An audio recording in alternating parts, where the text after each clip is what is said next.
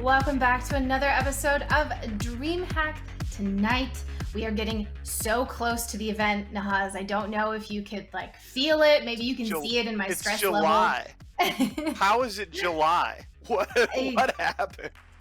As someone who at least remembers what the school year is like, I know that professors and teachers alike are kind of, they value their summer hours. So for you, it's really slipping away. My goodness. But what have you been up to? We just had a nice holiday. We're down here. We're down here in North Carolina for family vacation. It's awesome. It's super chill. I'm very lucky that I get along with my in-laws, and I'm also I'm totally vicariously happy right now because you are in your new place, and I just remember what a thrill ride it was when we got our first place in Chicago. We lived in Lincoln Park for 10 years. It was just such a freaking awesome time. So I'm actually super excited for you. I know when you first move into a new place, it's like you just kind of lose a month. It's like a fugue state. You got so much to do, but it's really cool. Yeah, that seems accurate. And this is an honest segue, not like a cheesy one for everybody watching. But one of the great things about going from apartment to house is that I love loud music. I really do. And I actually have a basement, right? Like my basement to myself, fully insulated and everything that I can just blast music in, which is super exciting because that's one of my main passions, which is what we're going to talk about for the upcoming DreamHack Beyond for this episode of DreamHack Tonight, for all the music stuff we have going on. So, Nahaz, remember, what was it I said we wanted to talk about? Battle of the Bands. No, it's okay. Battle of the Bands. Okay. I knew we're talking about music. And I had all my nostalgia lined up because that was we had so much fun living in Chicago. The blues scene there is just incredible, and all these little clubs that you would just walk in the door and suddenly 8 hours would pass and you'd have no idea what would happen other than you sat there drinking really good drinks and listening to awesome tunes. But yeah, this is going to be really fun. It's something that my wife and I were just talking about this the other day, that one of the things that we've missed most during COVID is, there's been no live music. There's been no that experience of seeing a band together. And it's one of the things we're most looking forward to. And I think it's going to be super cool to see what happens in a digital format where you're having a battle of the bands at an online event.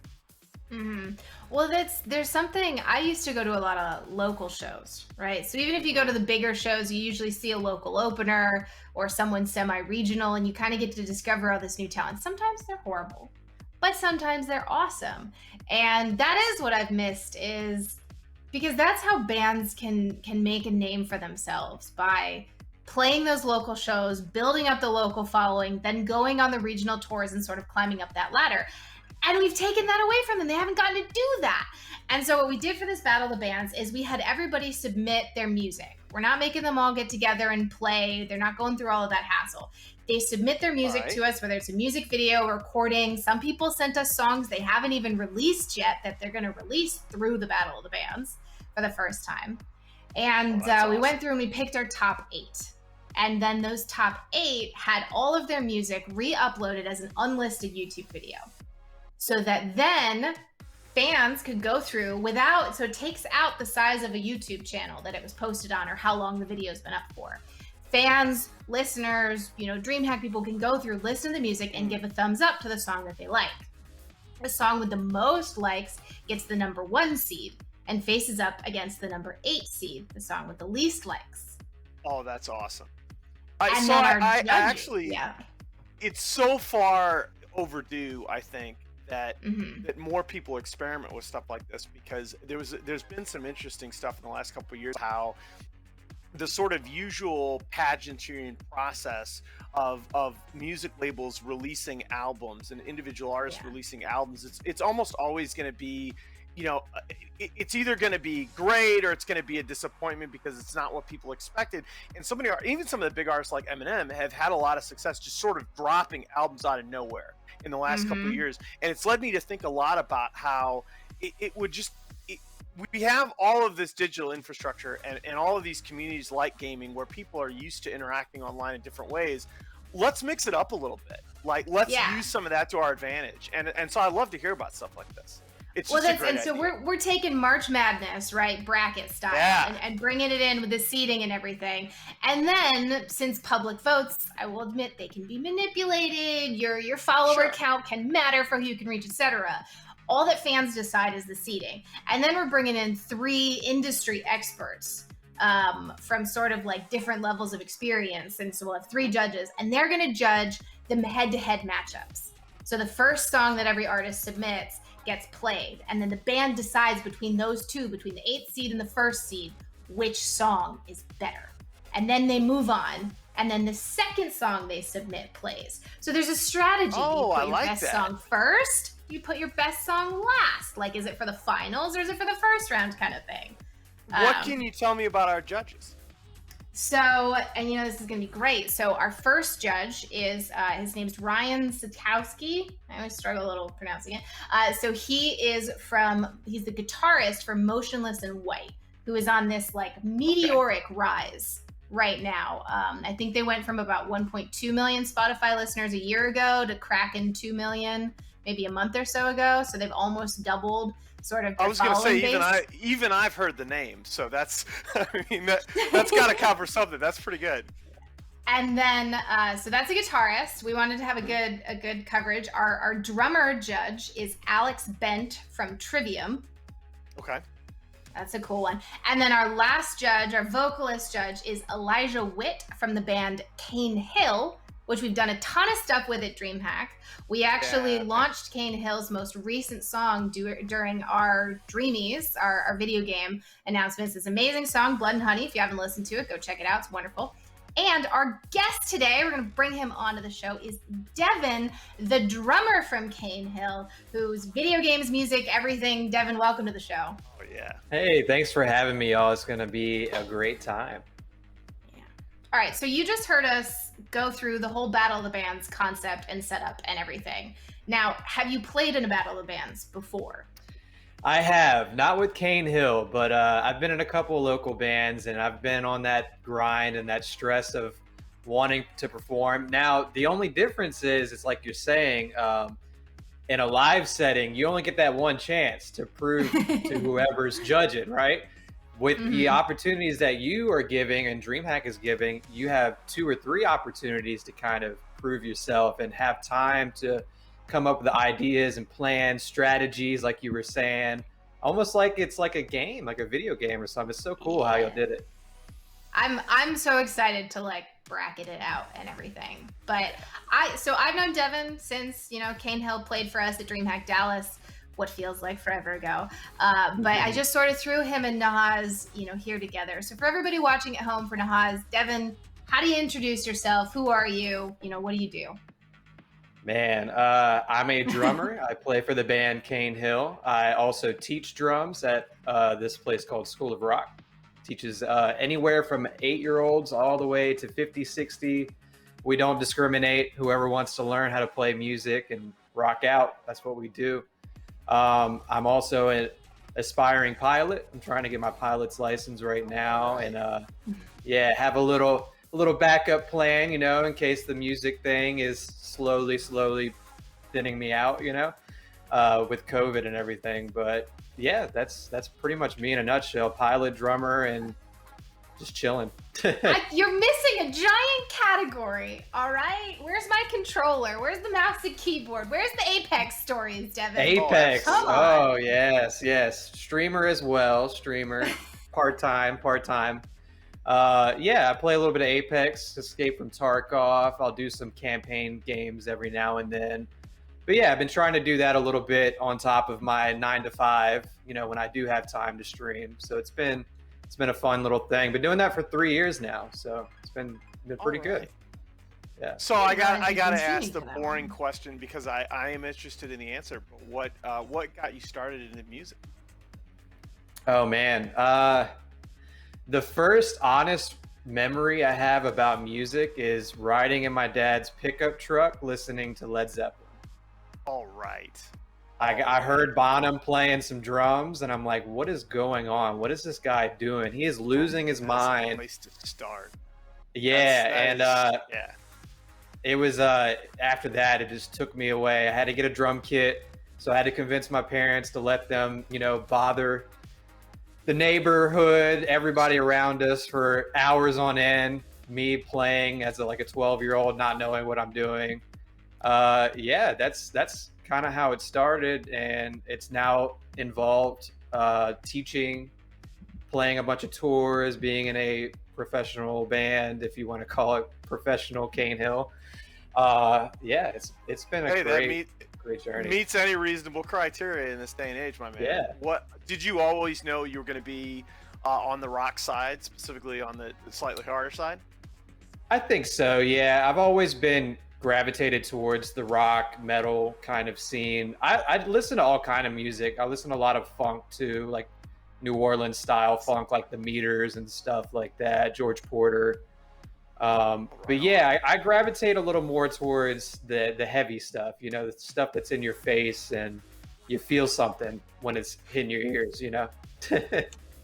So the fun thing about our Battle of the Bands judges is that they have actually all toured together before. So Devin has toured with Motionless, you've toured with Trivium, and I want to dive into you and the gaming and all that other stuff, but before we got too far away from this, I want to say impressions of our other judges.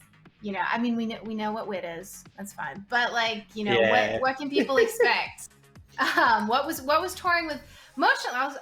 We'll go back. Motionless is a very different band from Trivium. So, Yes. what are those differences? What do you notice the most? I'll start with Trivium, man. I got to give it to Matt Heafy. He has been on the grind since day one. I would be sound checking for the show that night, and I would get off stage and start to eat some food, get ready to play the show.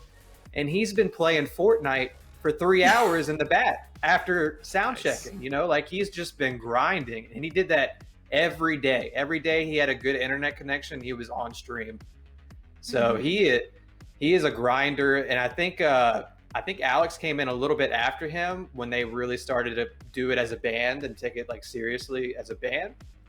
I haven't really caught much of his streams, but I've heard good things about him, and he was an awesome dude to tour with, super respectable, super kind, always trying to help me out. Him and his drum tech, I can't remember the name for the life of me right now, but yeah, they were awesome to tour with, especially in Europe. Who can ask for a better thing, Motionless, they were very cool, but very to themselves for that tour.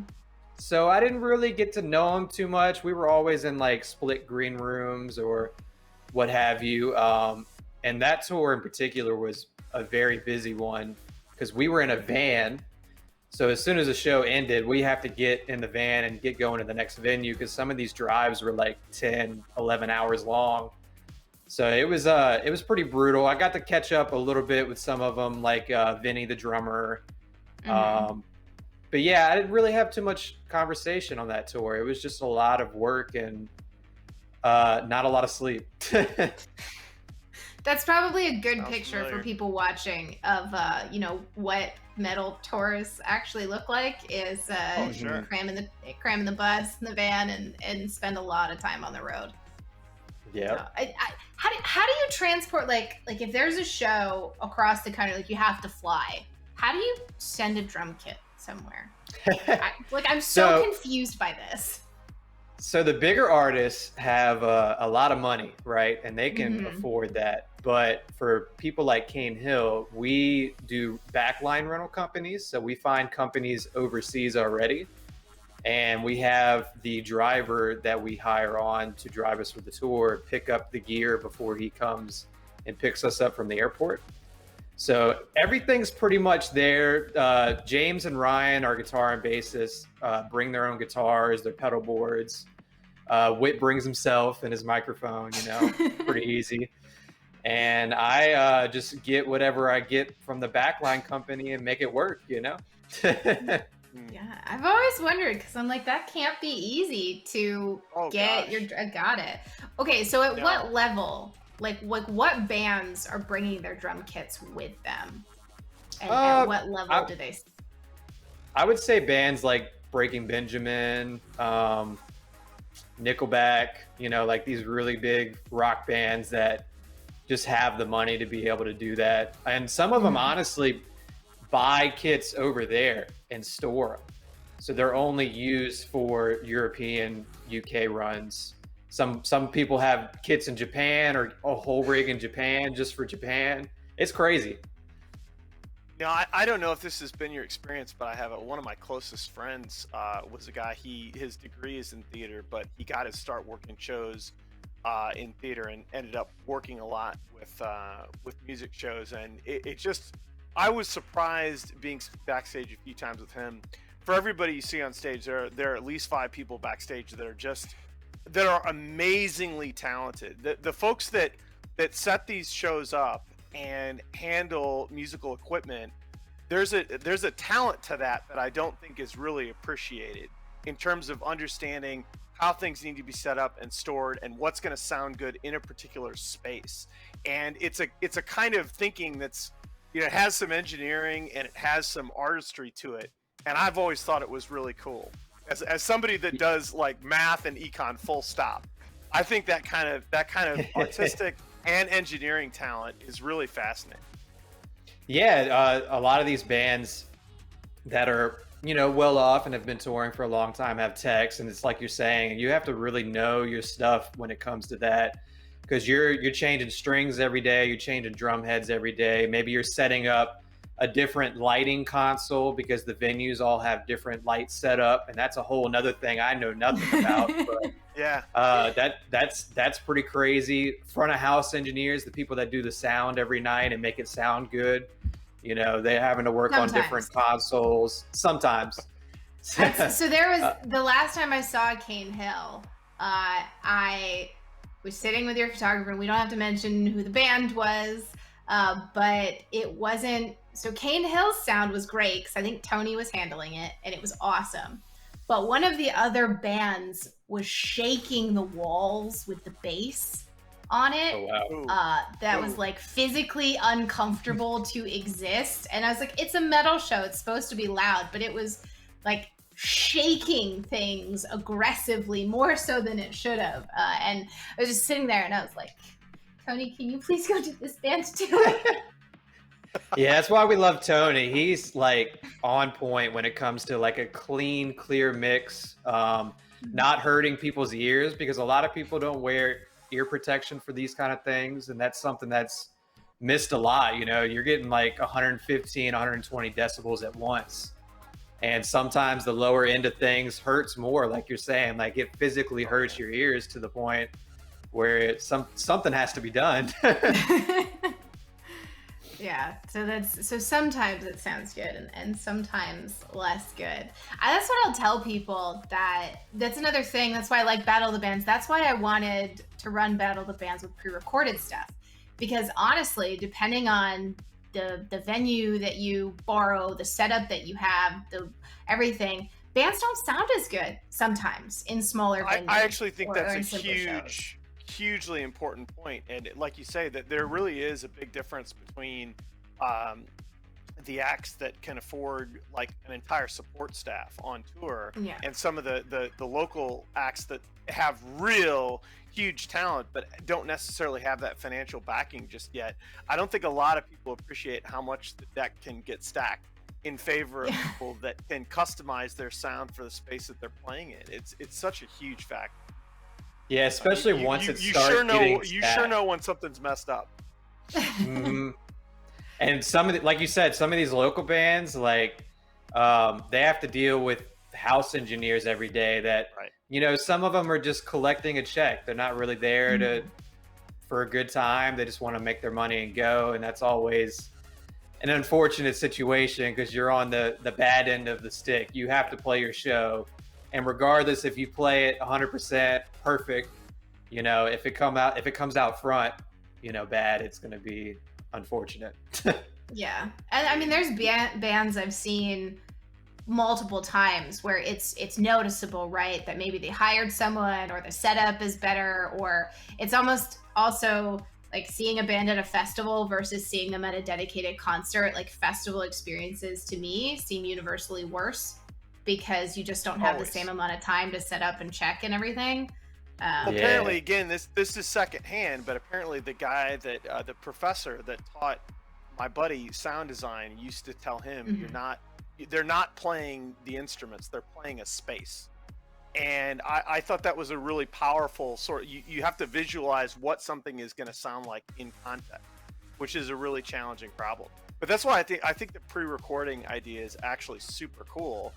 In addition to introducing the strategy element that you pointed out, it really is allowing the individual acts to define the experience a lot more. It's a much more level playing field. The only downside is that so much of being a band is your stage presence and your performance and everything, right? And like, you know, I don't know how many little flippy thingies Devin does, but like every time the drummer does one of those, I'm just like, wah! Woo! So you miss out on those, you know, and you don't have like the lead singer down on their like knees doing all of the things, and you lose some of that. But you know, I kind of want to talk about connecting with fans is how you build a brand. It's how you build any brand. That's how you grow on Twitch. For sure. That's how you grow your social media. That's how you grow as a band. And I just want to say, like, Devin, you and Cane Hill, you guys are very active on social media. Where did it very much come from? Like, who taught you that? Over time, just us watching other bands and seeing how they're progressing in their journey and being like, man, we want to do that. Like, why can't we do that? You know? And we started picking up little things here and there. And honestly, there's been a shift in the music industry. It's becoming a requirement now. Like, you have to be on point with your social media, posting every day, posting content that's relatable, or what's the word I'm looking for somebody to indulge in. Like something interesting, you know, and something that's engagement, right? I mean, you have to engage with your audience. That's the real.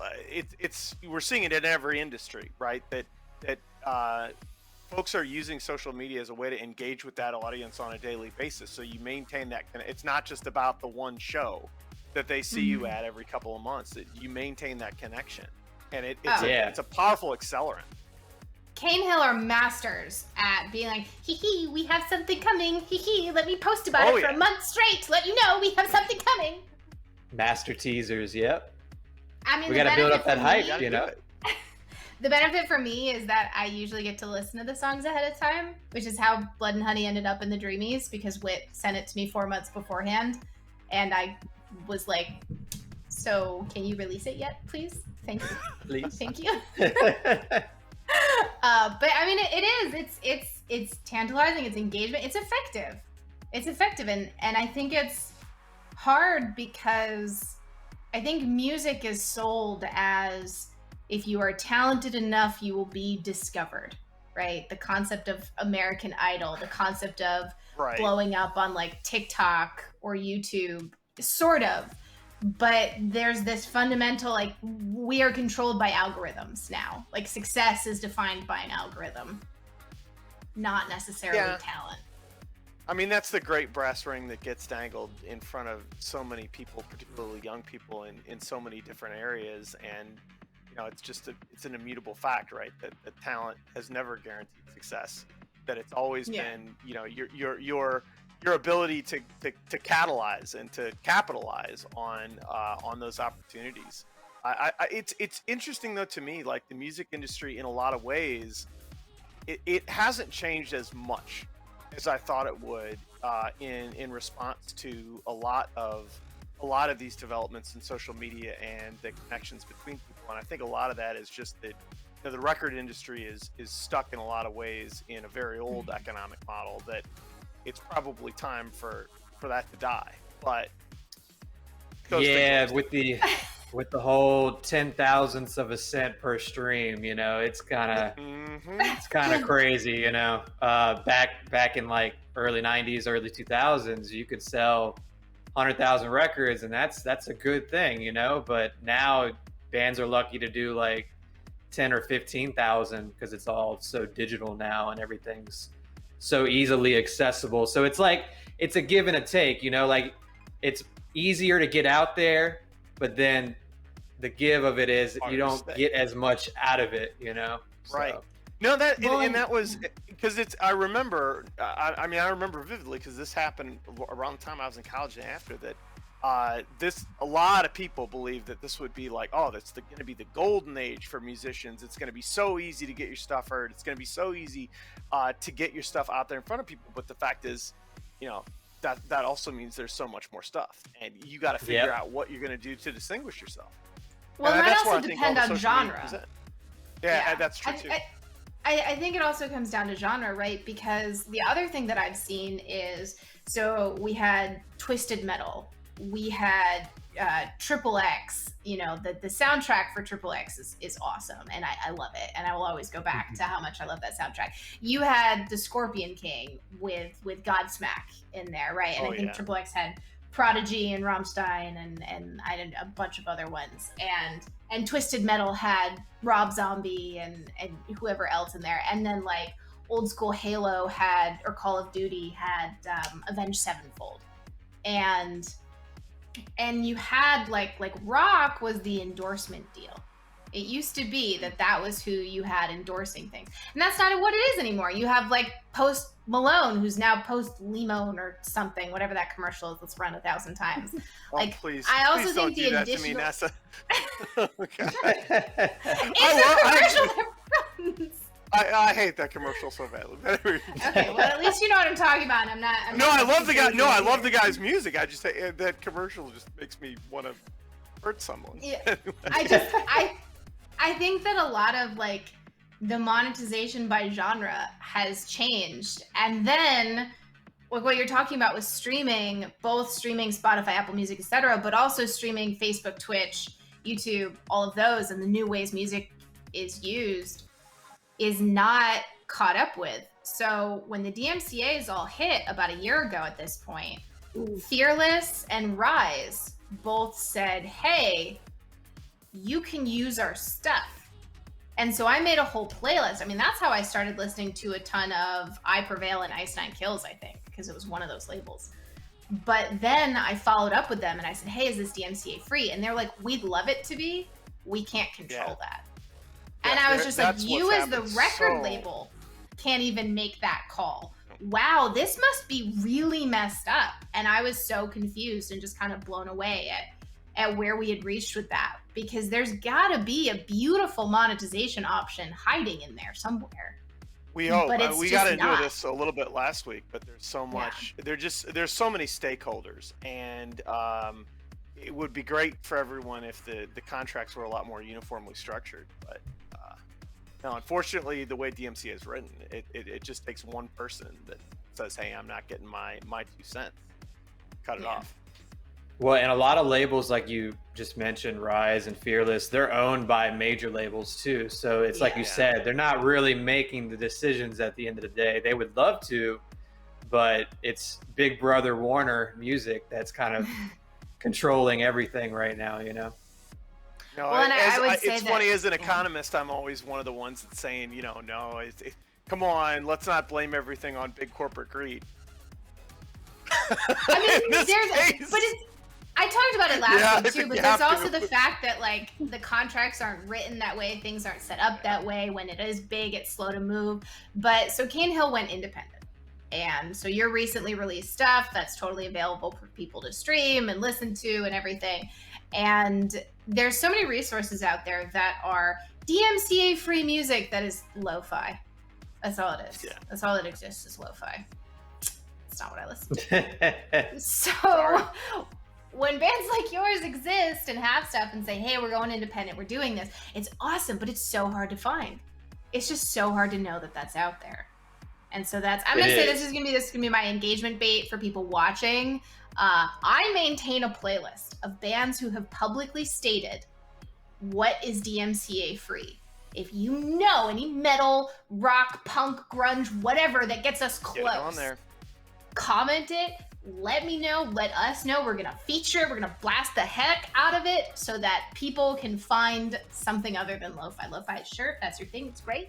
But Cane Hill's newest stuff They're Crew de l'Amour and Blood and Honey, I believe, are the safe ones.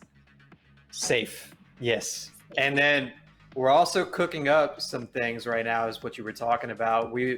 I've been trying to do the lo-fi but metal style DMCA free tracks. So I've been working on that a little bit. I'm kind of taking a note off of Harris Heller. You know, Harris has been really good about promoting that and getting music out to other streamers that is safe and they know that they can use that. And it's a whole genre, I think, that people haven't really tapped into yet. And the quicker you do, you know, the more benefits you're going to get out of it, I feel like. So Cane Hill should be doing some of that soon. I'm gonna say I would pay for an actual has meat to it music. I feel so bad. Lo-fi is great. If you like it, that's cool. I like drums, okay? I need my music to have drums in it, and if it doesn't, I can't listen to it. You know, conveniently we have a drummer on the show. I definitely didn't pick that as an interview guest for a reason. But before, you know, we don't want to keep you here too long, but you stream, you do other things. I want to talk. What are your shout outs? What are people going to come to you and find? Man, my shout outs is a lot of dying on Escape from Tarkov, a lot of pain and suffering, depression, rethinking my life as I go through my raids in Russia. Apex Legends, we just did a tournament not too long ago, and that went super well. I've kind of been taking a break from it, but I want to get back into it a little bit.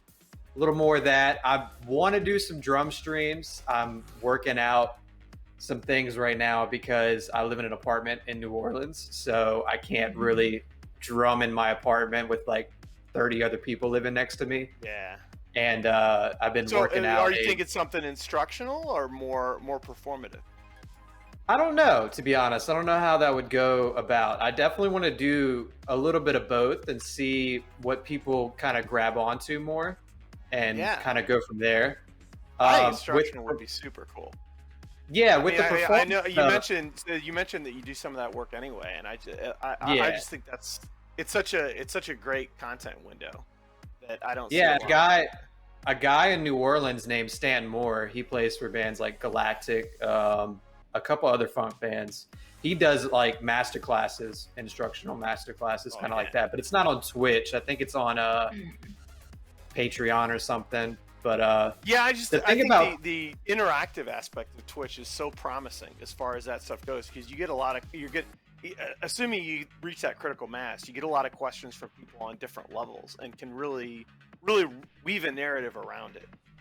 Oh yeah, and I feel like it's more like you're saying, engaging too, because like with the performance side of things, somebody can donate and request a song, right? But at the end of the Twitch stream, if it's something that's not available off of DMCA, you're going to get muted. So no one can go back and kind of relive the experience. Maybe somebody missed the stream and wants to catch it like how it was. And that's super like up in the air right now. A guy I follow, Seth Drums, he does it pretty well. I don't know if his videos get muted or not, but he's got a very good thing going where it's a little bit of entertainment performance, and then he does a little gaming on the side. So that's kind of like what I'm going after, because I love video games too. Drumming is my just out of complete wild curiosity, are there aspects of gaming that you think you experience differently being in the music industry? Do you notice certain things about sound design? Do you notice the positioning of various tracks at big moments in the story of a game, or even a multiplayer game? Is there something that hits you while gaming that really engages that music industry part of your brain or your experience? Oh yeah. Ever since I started playing video games, like the first game I ever played was Super Nintendo Terminator, and it was like a little reticle that kind of moved back and forth on the screen. But I remember the music being like really like heavy metal-esque, and I'm like, this is crazy. Like I'm shooting little androids right now on my a little Super Nintendo controller and I was like 7 years old, you know? So it's something that's always been there. When it comes to like playing PvP style games, sound is so important. You know, games like Tarkov where there's no HUD, right? You have nothing on your HUD. It's just your guy holding a gun and you're walking through like some woods or maybe some buildings. You know, you have to have your ears about you and hearing different positions or different gunfire, being able to tell what they are. So that, yeah, hearing and like the music side of things have definitely helped me out when it comes to gaming. And it's also been something like you said, where I've discovered things like, oh, this must be like the climax of the video game because the music is pumping right now. Like this is a great song, dude. Like what is going on? Something's about to happen, you know? So definitely for sure. It's so funny too that it's not, because as a percussionist too, a lot of some of the most impressive sound design I think I've heard in recent years has been simple things like, if you look at Overwatch and Valorant does this really well, just the kill sounds, right? Just the audio cues for certain things that happen in the games, and the way that they trigger that sort of endorphin release when you've gotten a kill or when your team has done something. It's pretty impressive the way that operates against the backdrop of both the overall audio of the game and the game flow itself. The technical aspects of that I don't understand them very well, but it's fascinating to me because that's it's not just music, it's a core part of the game design. It makes the game what it is. It's not just sort of window dressing anymore. Yeah, there's nothing more satisfying than hearing Ace on a Valorant match. Because you get those notes that go up, that ascend, and then you finally get really that last note. Yeah. Oh man. I mean, whoever designed that, I think that is, unironically, I think that is one of the most impressive aspects of that entire game. And it's something that you just, I don't know, a lot of people I don't think notice, but it just feels so good. It's kind of crazy. All right, well, that is kind of a look into music industry, music gaming, and streaming and everything. Devin, are you playing in our Apex tournament? Are you going to be in the Invitational? I don't know if I made it. I want to. I would love to be a part of it. I think my team ranked too low for the last one. So come on, wild cards, Nessa. Let's get some wild cards going. Some last chance qualifiers. We'll have to see what's up with that, but you're gonna be able to check out Devin on his stream at Lil Drummer Boy. It's gonna be easier to go to the Devin Clark _ and then click on it from there, because I'm gonna spell it wrong if I try and say it for you. But hopefully we'll see some drums in his streaming future. You're gonna see Escape from Tarkov, and in theory we're gonna have some new music coming soon. Got some cool Cane Hill stuff going on. Thanks for joining us, Devin. Yeah, thank you so much for having me, y'all. Did you learn anything about the music industry, Nahaz? Yeah, I mean, sadly, it's taking too long for things to get streamlined. I still think there's a lot of cool stuff out there that can't get used like it should be used. But there are also, you know, the music industry, like the gaming industry, has a heck of a lot of talented people. And we just need to do a better job of getting the output of those talented people out there in front of as many people as possible. Because I still think that the music industry and the gaming industry and streaming, the more all three of those elements work together, there's just billions of dollars of economic value tied up in just facilitating those crossovers. We've seen it with athletes. We've seen it, particularly with COVID, because everybody just wants to get their name out there. We're all sitting in front of screens for way too many hours a day, and I think it's just down to individual creators, individual TOs, be willing to experiment and get that media out there in front of people. Well, that's what we're hoping to do with DreamHack. As you can tell, I'm so excited about this Battle of the Bands thing. I'm having so much fun with it. I love our top 8 finalists. If you're curious who they are, those unlisted YouTube videos that I mentioned are going to be linked in the video descriptions that you can go. You can give them a watch. You can give them a like. You can vote. And I'm trying to think. I believe it is July 30th. It's the Friday evening is when our Battle of the Bands competition is going to air live with the judges deciding, and you get to see all the performances and the songs. I'm very excited. Give me those links. I got my afternoon poolside playlist. I love it. I will send those over for everybody watching. Go ahead and give them a look.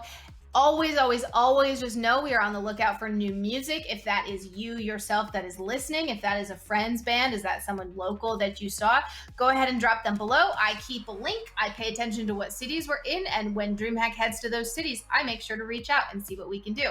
So thanks for joining us on this episode of DreamHack Tonight. We will be back next week with our last little wrap up. And if you're excited about DreamHack Beyond, head over to dreamhack.com/beyond to claim your free tickets so that you can come to the event and check out everything that's happening in our digital video game. We'll see everyone next week. Thanks.